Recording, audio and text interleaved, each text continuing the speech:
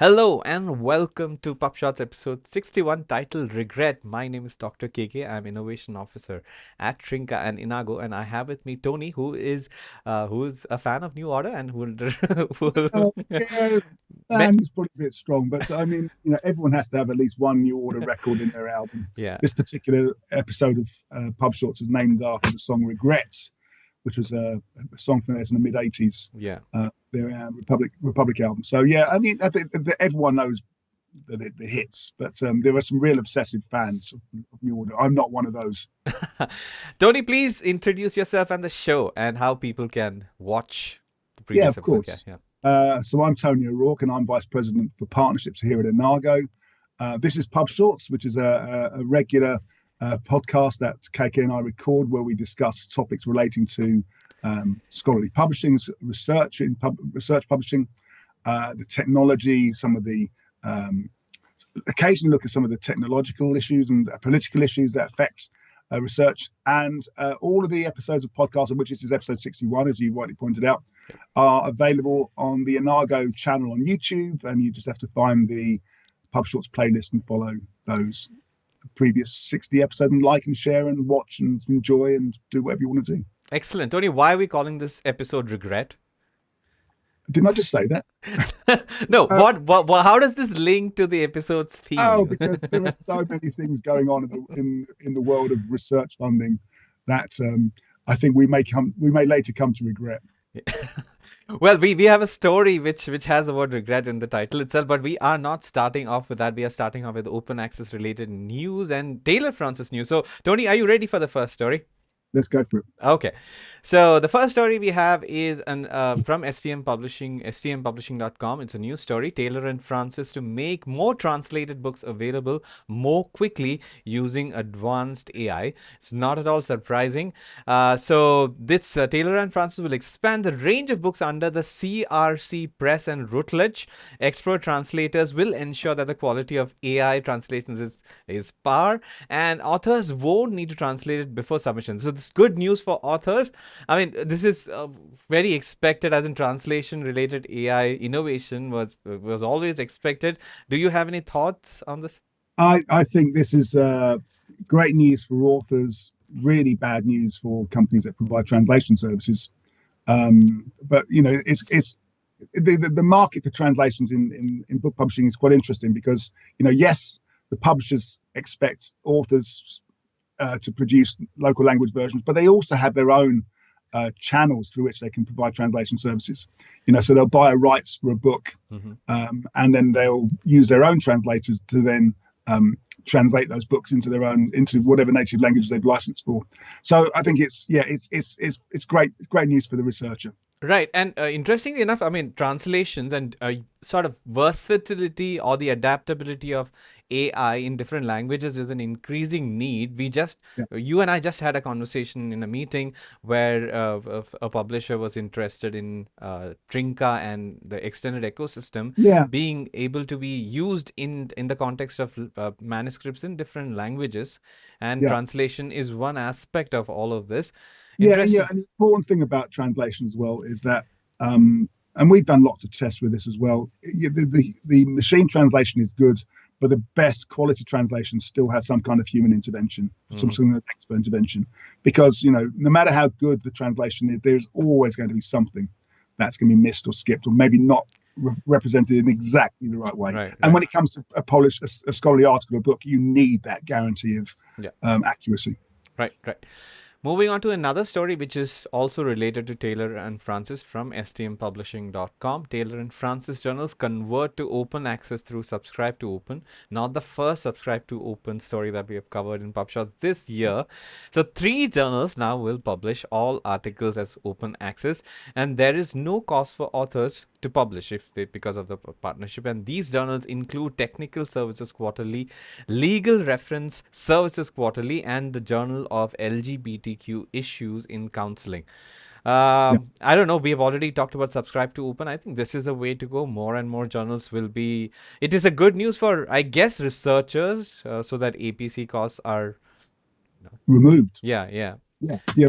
I mean, we've talked about the subscribe to open model before, In fact, later on in this episode, we've got a couple of stories which Mm. also subscribe to Open Related. Mm-hmm. It's an interesting model that's been it was first developed by the particle physicists at CERN, Mm. where they were looking to find different ways of supporting open access and these, having a, paying a subscription, and by paying that subscription, by committing to pay for that subscription, it would mean that everyone then can then, regardless of where they are, could then submit their paper Right. without any cost to the journal. I think it's an act of trust. Mm-hmm. That trust has to be sort of maintained. Because as soon as that trust breaks down, then the model might theoretically collapse. Right. And with that, we go to our title themed story. Unfortunately, it is not a story that this is regretful news for, I guess, researchers. And the title itself has regret in it. So it's a Nature news story. Exclusive. Trump White House directs NIH to study regret after transgender people transition. I mean, being from the community myself, Tony, it is appalling to see such stories. And so I'll explain this. The White House has ordered the NIH to study regret, as in people's feeling of regret after gender transition surgery. And Yeah. this is following the cancellation of many transgender health projects. Basically, they want to build a narrative that people who undergo such surgery regret the fact that they underwent the surgery, Yeah. which is not true. And this directive obviously has been criticized for its ideological bias and inflammatory language. And scientists argue that focusing solely on negative outcomes of transitioning is misleading and harmful. I mean, not just scientists, people from the community. I say this, Tony. This does not make sense. I mean, what is Trump administration going to end up doing? Do you have an answer to this? No, you've said everything I could possibly say. The fact is, if somebody makes these kinds of life-changing decisions, they've thought about it very seriously. Why would they then regret it down the line? And why would the government, apart from trying to justify its own policies, want to spend any money on researching this? It's just bizarre. Right. The now I would look. There would be some cases of regret, obviously, in the sense that anything could have a positive or a negative outcome, right? But so far, the percentage of regret being reported in this context is a mere 1%. So why Yeah, would you ask to be focusing it's on the it's a waste of research yeah, funding. right. And a related story, international PhD students make emergency plans in fear of US immigration raids, and India is prominently featured in this. So, this is following the Trump administration's arrests of scholars having to, I mean, involved in protests against, I guess, the war between Israel and Palestine. And it has led to a lawsuit alleging violations of free speech, and many students and scholars are being detained for alleged involvement in protests against Israel's action in Gaza. And university faculty organizations have filed a lawsuit as well. As we talked about, I think Colombia is leading this line of action, and concerns are raised about the potential misuse of immigration laws to suppress dissenting opinions. I mean, this is exactly what research does not need: policing, big Um, brothering. And but unfortunately, this is the theme of our story. Anything more to add to this? Oh, I mean, listen, the only thing I was going to say is, having just come back from a US trip recently, people talking about the huge funding cuts Mm-hmm. at Columbia, almost like an existential threat, because such a large part of their funding came from these these government-funded research projects. Right. I can understand why researchers are worried and should be making plans for the future, and I think that they're probably at the moment right to do so. Hmm. Another related story. It's again a Nature news story. Tariffs hit science labs. Trump's levies raise costs of supplies. Not at all unexpected, I would say. The import taxes on items like microscopes, glassware, and computer chips are part of the tariffs, and these costs come at a time when research budgets are already tight, and experts warn that this could cause lasting damage to research institutions. The tariff changes affect imports from countries like China, Germany, and Japan, leaders in technology in many of these things that we just described. US labs often rely on imported components for their equipment, and switching to US based supplies does not necessarily lower costs. And these tariffs only range from 10% to 54% and affect imports from many Oh, countries, including Switzerland and the UK. So yeah. these countries supply crucial equipment, and I cannot understand all of this. I don't know what the administration is trying, and we are already looking at all sorts of like consumer electronics having an impact. But anyway, I mean, the labs are going to get affected. Research is going to get affected because of these as well. Well, it's it's fairly self-evident that this these tariffs haven't been introduced specifically to target research and labs. These tariffs have been introduced to protect the U.S. economy and to boost the U.S. economy. Yeah. And as we see, examples of this is actually having the opposite effect. Right, right, right. And the last related story, this is the last non-quick that hit that we have. So it's a news story titled How Trump 2.0 is slashing NIH-backed research in chart. So I'll just scroll to the first chart itself and I'll read my points. So nearly 800 research projects have been terminated, affecting many scientific fields. Research on COVID-19 and HIV/AIDS is significantly impacted by the cuts. And as we've just discussed, LGBT plus community and transgender health related research have also been affected significantly. And not only the wealthy universities, but also small state schools and historically black colleges and universities, which are Yeah, abbreviated as HBCU, something that I was not familiar with, are yeah, affected. And yeah, yeah. I'll let you express your thoughts first before we take a look at the graphs. Listen, these cuts don't are indiscriminate. They affect everybody. Yeah, Whether you're a large Columbia-sized university or a small historical black college, you're getting. If you're doing your job properly, you will have been receiving funding for various research projects through government-funded sources. So it affects absolutely everybody. right. But as you see, there's a particular Hmm.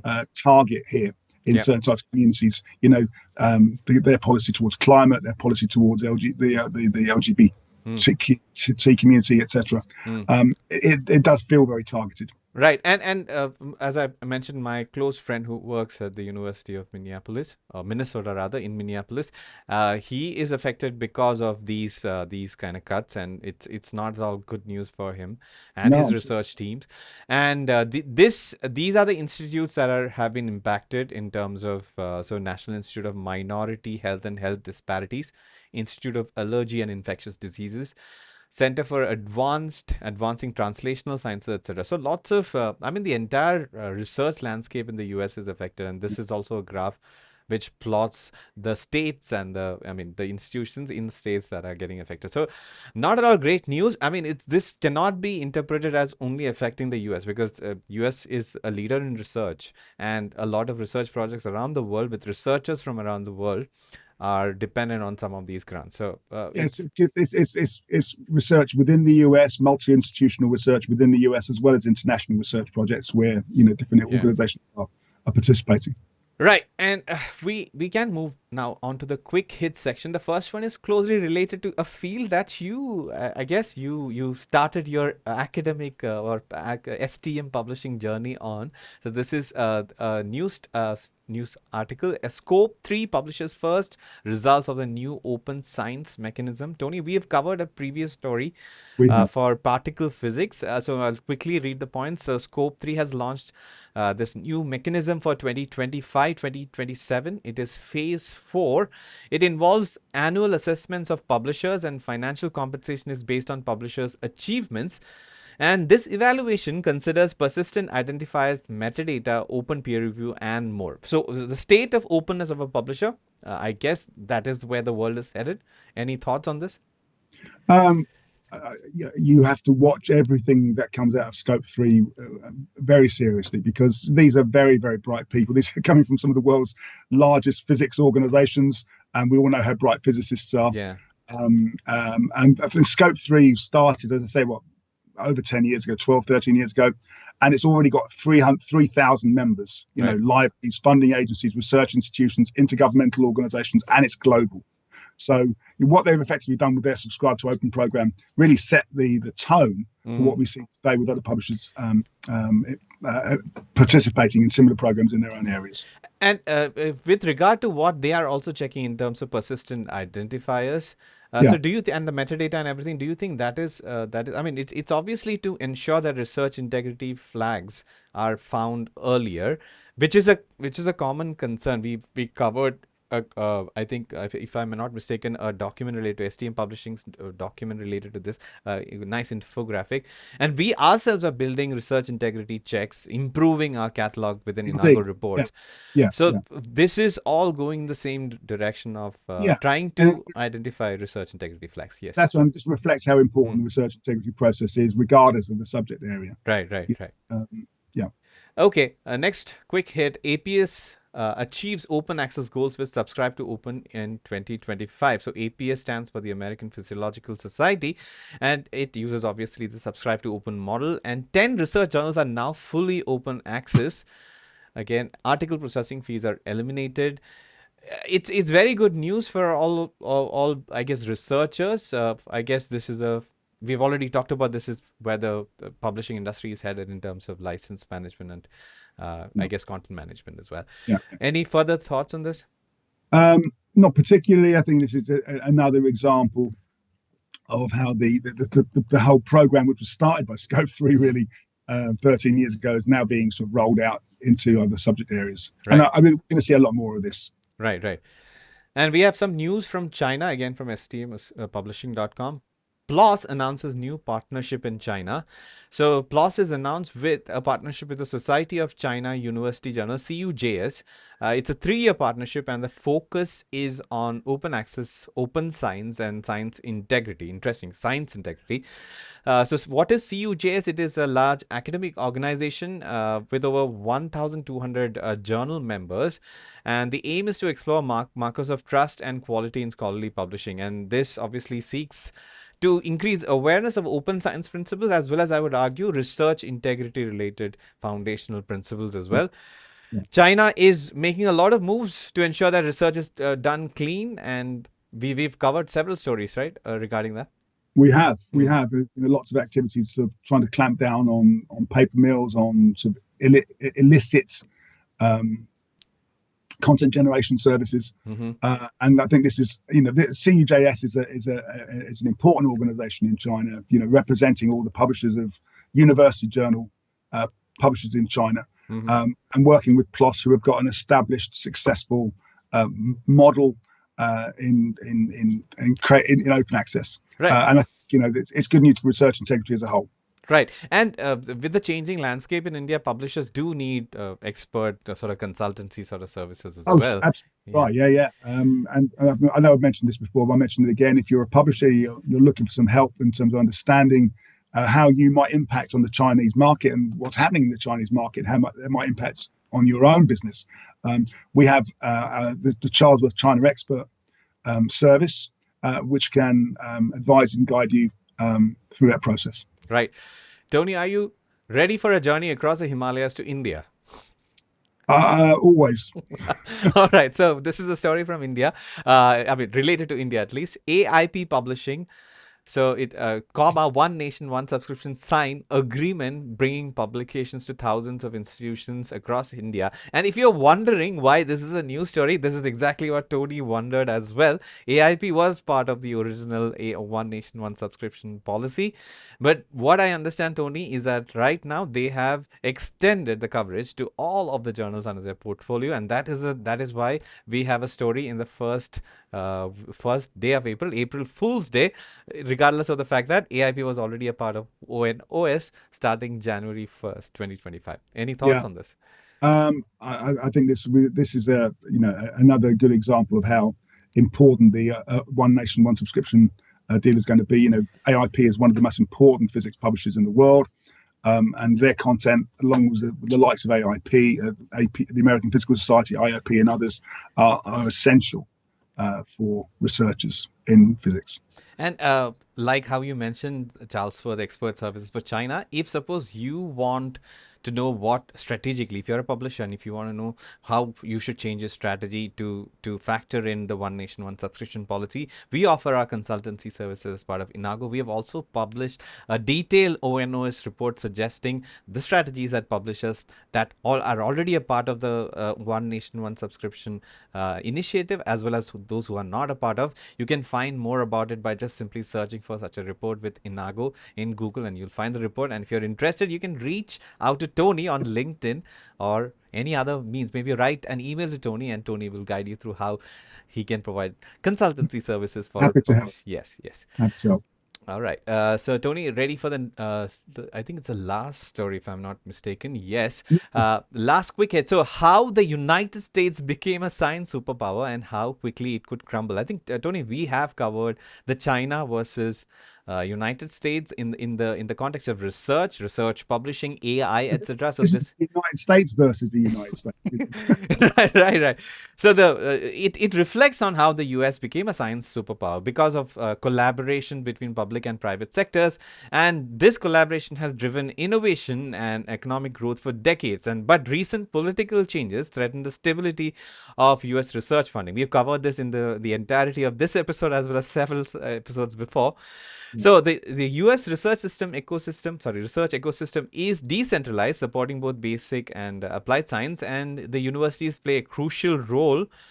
And indirect cost reimbursement, which is now currently being withdrawn, right? That's why this article is being talked about. Is essential. Indirect cost reimbursement is essential for maintaining the research infrastructure. And I could not agree more, in the sense that you cannot simply remove things that are essential as part of the entire research process just because you think that it's not valuable. Yeah, or that all of a sudden research becomes political rather than uh, apolitical. Research should be done for the good of research and for the sake of mankind and its planet. And I think anything that brings any kind of political bias has got to be seen as a negative. Right, that brings us to the end of this episode. I hope you do not have regret in having covered all these stories, Tony. But I'll ask you again, how can a new listener or a viewer find more about PubShorts and listen and watch the previous episodes? Well, first of all, you can contact either KK or me on LinkedIn. We're both very active on LinkedIn. You can contact me directly at tonyo@inago.com, and we look forward to receiving any comments or ideas or suggestions for topics for discussion. As I mentioned at the top of this episode, PubShorts is this is the 61st episode of PubShorts. All 61 episodes are available or will be available on our Inago channel on YouTube. And if you look for the PubShorts playlist, you'll be able to find all those episodes there. Please share, make comments on those episodes, and we look forward to reading all your comments and views. Right. So with that, we are at the end of the episode, and on behalf of Tony as well as the rest of the team that supports us in bringing such content, this is Dr. KK signing off. We will see you in the next one. Bye, Tony. See you next time.